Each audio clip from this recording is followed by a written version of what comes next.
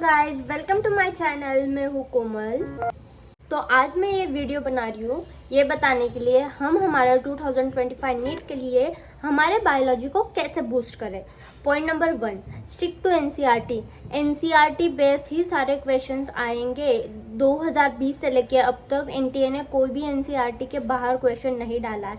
2024 में भी हर question NCERT में से ही था। आई नो स्टार्टिंग में तुम्हें और डीप में जाना होगा, लेकिन हमें यहाँ पे फर्स्ट ईयर की पढ़ाई नहीं करनी है। हमें बस उतना ही पढ़ना है जितना नीट के लिए ज़रूरी है। तो एनसीईआरटी के बाहर जाने की कोई भी ज़रूरत। पॉइंट नंबर टू ये है कि जितने भी क्वेश्चंस तुम सॉल्व करोगे ना, याद रखना वो सारे एनसीईआरटी बेस होने चाहिए। बस PYQ जितने भी सारे हैं लास्ट ईयर के, वो तुम सारे बिना लास्ट ईयर के जितने भी तुम्हें मिल सकते हो उतने बिना कॉम्प्रोमाइज़ करे वो सारे सॉल्व कर लेना। बस ये याद रखना, तुम खुद से जो मॉड्यूल हो गया या फिर कोई और रेफरेंस बुक से तुम सॉल्व कर रहे हो, याद रखना उतने ही क्वेश्चन सॉल्व करो जो कि एनसीईआरटी बेस हो, बिकॉज एट द एंड वही तुम्हारे ज़्यादा हेल्पफुल रहेंगे। तो ब्रह्मास्त्र बायोलॉजी का क्या है, मोस्टली जब तुम्हें एक बार बायो इज़ नॉट बहुत रॉकेट साइंस वाला कोई चीज़ नहीं है, बहुत सिंपल है। जब टीचर एक बार पढ़ाएगा तो तुम्हें वो समझ आ जाती है, लेकिन बात यहाँ पे आ जाती है कि तुम्हें वो याद नहीं रहती है।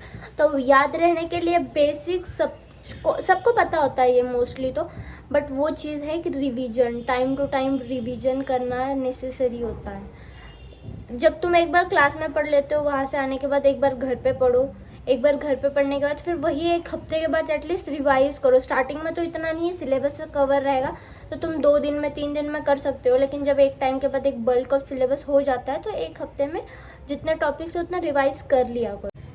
तो पॉइंट नंबर 4 ये है, मैंने मोस्टली बच्चों को देखा है वो एक टॉपिक्स हार जाता है जहाँ पे एग्जांपल्स बहुत ज़्यादा होते हैं, जैसे कि एनिमल किंगडम या फिर मॉर्फोलॉजी या फिर बायोलॉजिकल क्लासिफिकेशन, ऐसे टॉपिक्स जहाँ पे एग्जांपल्स बहुत ज़्यादा है। तो तुम लोग आई नो स्टार्टिंग में तो याद नहीं रहते, तो तुम लोग क्या करना कि स्टार्टिंग में 1-2 बार पढ़ो, एक क्लियरिटी आने के बाद ऐसा करना कि जितने भी बायोलॉजिकल क्लासिफिकेशन के एग्जांपल्स है ना, वो एक पेज पे लिख लेना पूरे।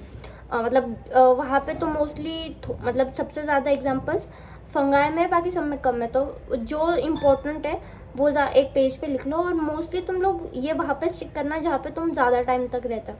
मैंने तो एक एग्जांपल दूंगी, जैसे तुम सुबह उठते हो, ब्रश करते हो, तो ब्रश करते टाइम वैसे भी तुम मतलब ब्रश ही करना होता है, और नींद में से उठे होते हो सुबह सुबह, तो वहाँ पे जाके स्टिक कर दो। एटलीस्ट याद मत करने का ट्राई करना, बस एक बार सुबह उठते ही उसको रीड कर लेना, तुम्हें अपने आप वो धीरे धीरे याद हो जाएंगे। बस एक बार रीड करना है सिंपली, और कुछ नहीं। तो यही 4 टॉपिक्स ऐसे थे जिनके वजह से मैंने अपनी बायो में बहुत अच्छा किया था, और तुम लोग भी कर सकते हो। ये बायो एक ऐसा सब्जेक्ट है ना जिसमें अगर तुम अच्छे मार्क्स सिक्योर करते हो ना, तुम्हारा आधा कंपटीशन वहीं पे पीछे हो जाता है, तुम लोग बहुत आगे चले जाते हो रेस में। इसीलिए बायो को अपने स्ट्रांग रखो, और बायो के साथ साथ फिजिक्स केमिस्ट्री ये तो करना ही है तुम्हें। तो यही था। Okay, that's it for the day. अगर आपको मेरी ये वीडियो अच्छी लगी हो, लाइक करना, कमेंट करना, शेयर करना और subscribe to my channel. Okay, bye.